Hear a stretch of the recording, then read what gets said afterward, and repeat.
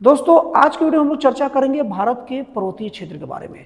दोस्तों भारत के पर्वतीय क्षेत्र को दो भागों में बांटा गया है, एक उत्तर भारत का पर्वतीय क्षेत्र और एक प्रायद्वीपीय भारत का पर्वतीय क्षेत्र।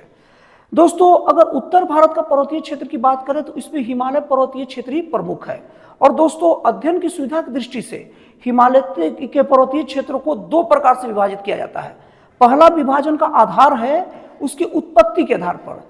तो दोस्तों अगर हिमालय की उत्पत्ति के आधार पर अगर उसको विभाजित किया जाए तो चार भागों में विभाजित किया जाता है।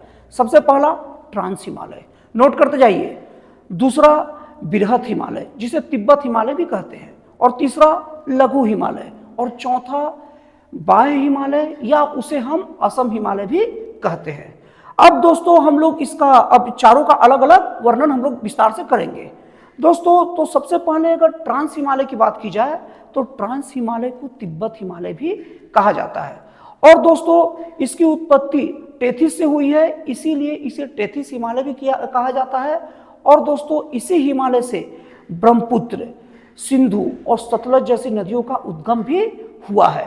दोस्तों इस हिमालय की बात की जाए तो इसी हिमालय पर भारत की सबसे ऊंची चोटी गॉडविन ऑस्टिन स्थित है, जिसकी ऊंचाई 8611 मीटर है। और दोस्तों आप लोग एक चीज बता दूं, कंफ्यूजन मत रहिएगा, विश्व की सबसे ऊंची चोटी माउंट एवरेस्ट है जो कि नेपाल में स्थित है, और भारत की सबसे ऊंची चोटी गॉडविन ऑस्टिन है जो कि ट्रांस हिमालय पर स्थित है। और दोस्तों मैं आपको बता दूं कि ट्रांस हिमालय पर ही भारत का काराकोरम पर्वत श्रेणी भी है। और काराकोरम पर्वत श्रेणी की विशेषता बता दूं, इसी में सियाचिन ग्लेशियर है। सियाचिन ग्लेशियर का दो खासियत जान लीजिए, ये भारत का सबसे ऊंचा ग्लेशियर है, पॉइंट शुड बी नोटेड, और भारत का सबसे ऊंचा युद्ध स्थल भी यही है। इसको आप लोग नोट करके रखिएगा। और दोस्तों आप लोगों को बता दूं कि भारत का जो लद्दाख, जो उसको शीत मरुस्थल भी कहा जाता है, वो ट्रांस हिमालय में ही स्थित है। और दोस्तों इसकी अगली खासियत, लद्दाख का पठार जो भारत का सबसे ऊंचाई पर स्थित पठार है, वो भी ट्रांस हिमालय में ही पाया जाता है। और दोस्तों ट्रांस हिमालय के पश्चिम और उत्तर मतलब पश्चिमोत्तर भाग को हम जास्कर श्रेणी कहते हैं। पॉइंट शुड बी नोटेड, बड़ा काम का चीज है। दोस्तों इसके बाद हम लोग बात करते हैं बृहत हिमालय की। दोस्तों बृहत हिमालय वाकई में बहुत ज्यादा बृहत है, विशाल है। और दोस्तों ये भारत के सिंधु नदी से लेकर अरुणाचल प्रदेश के नामचा बरुआ पर्वत तक लगभग 2500 किलोमीटर तक फैला हुआ है। दोस्तों इसे हिमाद्री भी कहा जाता है, और इसी में कंचनजंगा, माउंट एवरेस्ट जैसी ऊंची चोटियां भी स्थित है। और दोस्तों आप लोग को बता दूं, गंगा यमुना जैसी बड़ी नदियों का उद्गम स्थल भी यही हिमालय है। दोस्तों इसके बाद बारी आती है लघु हिमालय की। दोस्तों इसे मध्य हिमालय या निम्न हिमालय भी कहते हैं। और दोस्तों इसका जो फैलाव है पीर पंचाल पर्वत से लेकर सिक्किम तक है। और दोस्तों इसमें पीर पंचाल और बनिहाल दो प्रमुख दर्रे इसी में आते हैं। दोस्तों प्रमुख दर्शनीय सुंदर स्थल शिमला, नैनीताल, मसूरी, रानीखेत, सभी के सभी सुंदर पर्यटन जो स्थल है ना, सब के सब इसी के अंतर्गत आते हैं। दोस्तों इसके बाद बारी आते हैं बाह्य हिमालय की या बाहरी हिमालय की। दोस्तों इस हिमालय को शिवालिक हिमालय भी कहते हैं, और इसका विस्तार पंजाब के पोटावर पर्वत से लेकर कोसी नदी तक है। और दोस्तों आप लोग को बता दूं, इसे नवीन हिमालय या उप हिमालय भी कहते हैं। और दोस्तों बता दूं, भौगोलिक जानकारों के हिसाब से अभी इस हिमालय का निर्माण पूरा नहीं हुआ है, अभी निर्माण काल चल ही रहा है। और दोस्तों बाह्य हिमालय को या शिवालिक हिमालय को लघु हिमालय से अलग करने वाली जो रेखा को दून या द्वार कहते हैं। और दोस्तों आप लोग को बता दूं, उत्तराखंड का जो देहरादून है वो इसी में स्थित है, इसीलिए उसका नाम के पीछे भी दून लगा हुआ है। दोस्तों अभी तक तो हिमालय का विभाजन था उसके उत्पत्ति के आधार पर, लेकिन दोस्तों अब हिमालय का विभाजन हम उसमें बहने वाली नदियों के आधार पर करते हैं।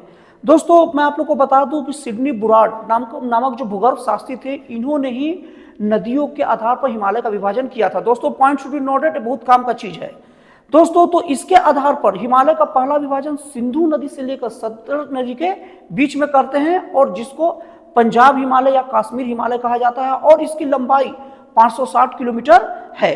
और दोस्तों इसी क्षेत्र में प्रसिद्ध माता वैष्णो देवी का मंदिर, केदारनाथ का मंदिर और चरार ए शरीफ मुस्लिम तीर्थ स्थल शामिल है। और दोस्तों इसी हिमालय के भाग में बहुत सारे हिमनद मतलब बर्फ से बहने वाली नदियां बहुत ज्यादा स्थित है।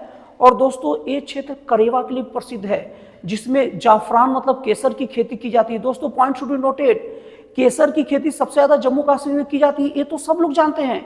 लेकिन केसर की खेती जम्मू कश्मीर के किस श्रेणी में की जाती है और कहां पर की जाती है? तो वो श्रेणी क्या है?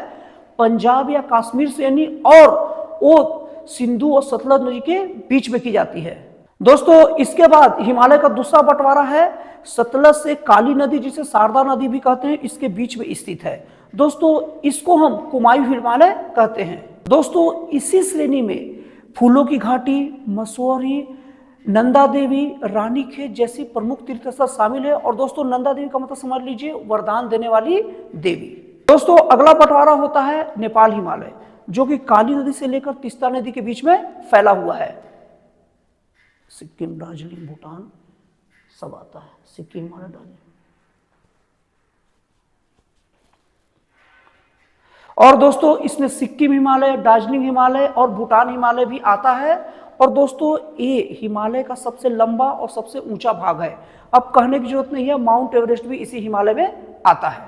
दोस्तों सबसे अंत में बारी आती है असम हिमालय की, जिसको अरुणाचल प्रदेश हिमालय भी कहा जाता है, और तीस्ता नदी से लेकर ब्रह्मपुत्र नदी तक फैला हुआ है। और दोस्तों इस क्षेत्र का फैलाव असम, भूटान और अरुणाचल प्रदेश है। दोस्तों मैं आप लोग को बता दूं कि गारो, खासी और जयंतिया पहाड़ी मेघालय के पश्चिम में स्थित है, और इन पहाड़ियों के नाम वहां के जनजातियों के नाम के आधार पर रखा गया है। और दोस्तों गारो, खासी और जयंतिया पहाड़ियों को सम्मिलित रूप से शिलोंग का पठार कहा जाता है। और दोस्तों और काम का चीज नोट कर लीजिए, शिलोंग का पठार हिमालय का हिस्सा नहीं है। कई बार लोगों से पूछा जाता है, कई बार लोग ये समझ लेते हैं कि हिमालय का ही ये हिस्सा है।